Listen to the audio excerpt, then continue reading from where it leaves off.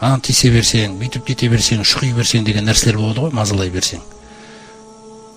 Өзіңіз ойлаңыз. Кім кепіл болады Алла Тағаланың сізге тиіспеуіне? Егер де сіз қаласаңыз, қиямет күні Алла Тағаланың сізге тиіспеуіне, онда сіз бұл дүниеде ешкімге тиіспеңіз. Солай.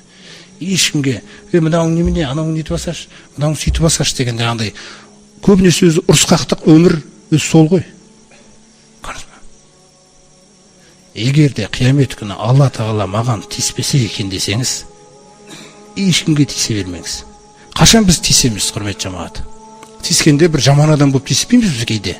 Біз правильный адам болып тиісеміз. Өте правильный болмаңыз. Өте правильный өзіңіз үшін болыңыз да. Бірақ біреу үшін болмаңыз. Мысалы, бүгін бір ораза ұстасаң, неге ұстамайсың деп айтпаң, қатты мазалай берме адамға. Өйткені өзіңдікін Алла үшін ұстамаған сияқты жібересің. Алла үшін құнды істеп атқан құлшылығыңды бағаласаш, таңертеңнен кешке дейін мысалы істеп атқандай нәрсе. Сол секілді әркімге сондай мазалап, ана жерің былай деп мысалы. Әркімге Алла Тағаланың белгілеген шамасы бар. Ақылының дәрежесі де белгіленген. Ойлаңыз, әркімнің ақылы сіздікіндей болмайды. Сол үшін Алла Тағала қияметте, сотта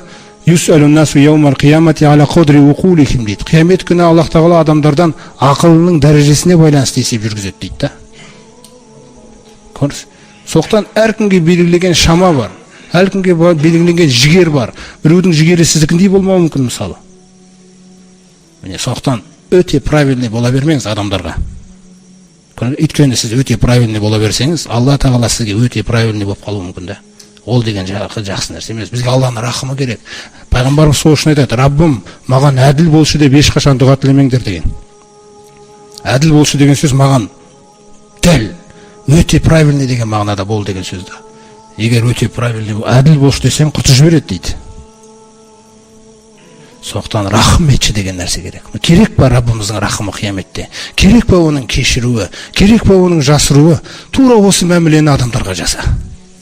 Сол амалені жасап жүруің сенің шын мәнінде қияметіңнің жағдайын шешіп атқаныңның көрінісі. Әйтпесе құр теория болады да.